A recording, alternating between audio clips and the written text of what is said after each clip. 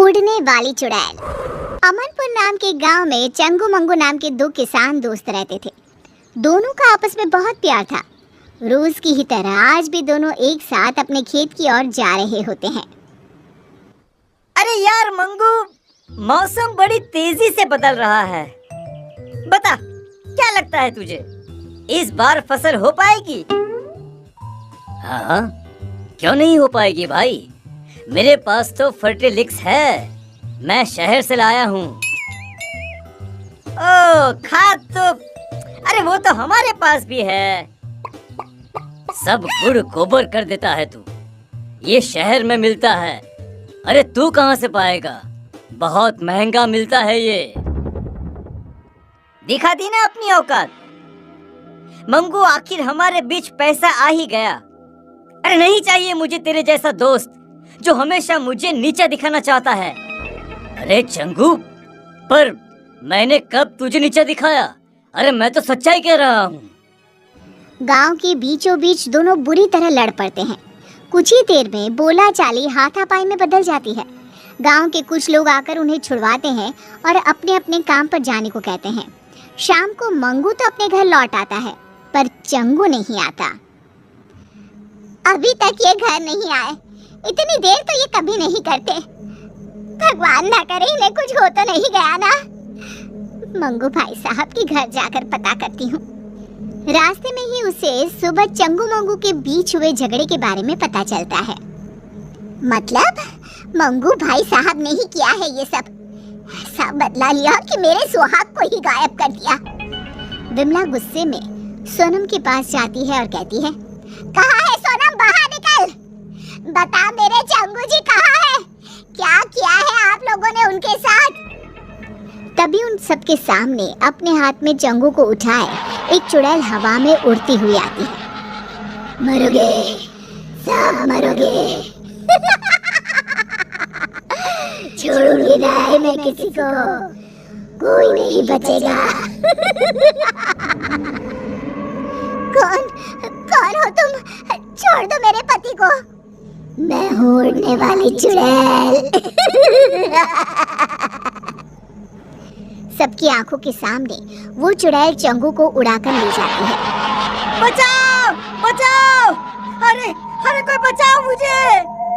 उसी रात से गांव में उड़ने वाली चुड़ैल का साया मंडराने लगता है। अगली सुबह केसारी लोटा लिए खेत की तरफ जा रहा होता है। तभी चुड़ैल उड़ती हुई आती है और उसे हवा में उड़ाकर ले जाती है। अरे चुड़ैलिया, मुझे छोड़ दे, छोड़ दे मुझे चुड़ैलिया। अरे चाहिए तो मेरा ये लोटा ले ले। तेरे लोटे का मैं क्या करूंगी? मुझे जो तेरी चर्बी चाहिए, चर्बी। चुड़ैल चंगू की तरह ही केसारी को गांव के बीचों बीच हवा में घुमाती हुई गायब हो जाती है। धीरे धीरे चुड़ैल का प्रकोप गांव में बढ़ता ही जाता है। आए दिन कोई ना कोई गांव से गायब हो जाता। धीरे धीरे कर लोग घर से निकलना भी बंद करने लगते हैं। फिर एक दिन, ऐसा कब तक चलेगा? अरे कब तक हम लोग घर पे बैठे रहेंगे? अब तो कोई अपने घरों के छत पर भी नहीं जाता। इस चुड़ैल से छुटकारा पाने का कोई ना कोई रास्ता तो निकालना ही पड़ेगा। हाँ जी, बिल्कुल सही कह रहे हैं आप। अरे पर हम लोग करेंगे क्या? पीछा करेंगे उस चुड़ैल का।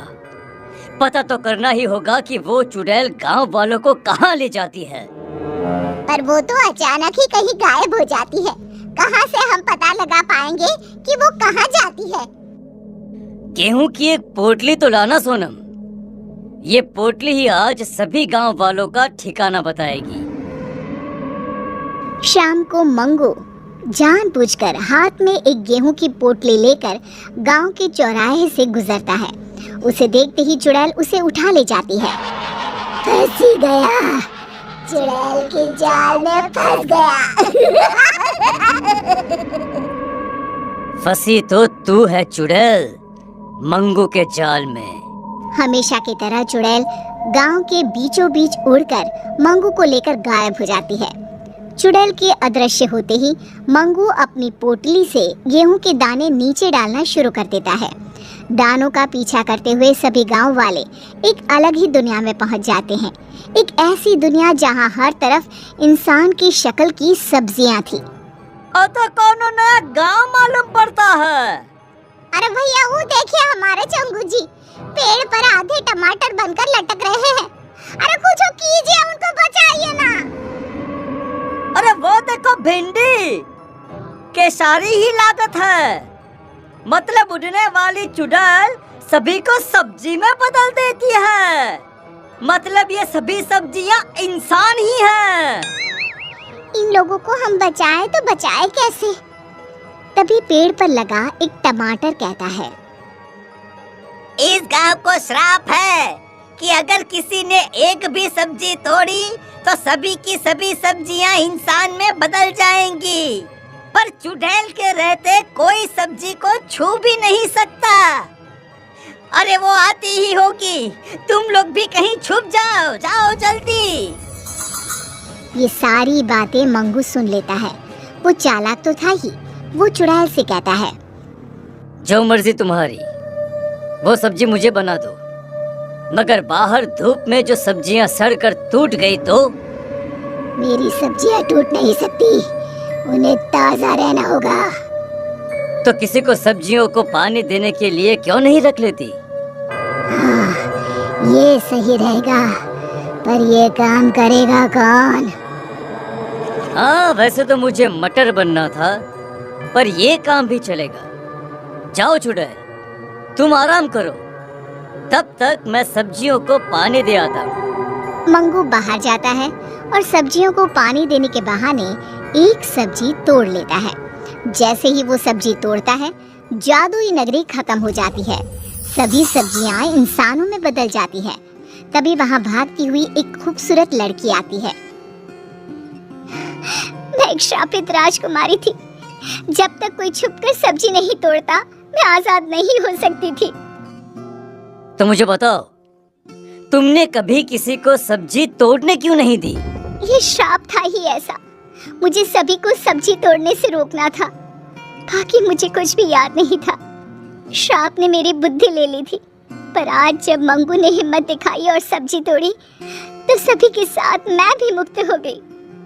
मंगू की समझदारी सभी को बचा लेती है। सभी लोग वापस गांव आ जाते हैं। चंगू मंगू फिर से अच्छे दोस्त बन जाते हैं।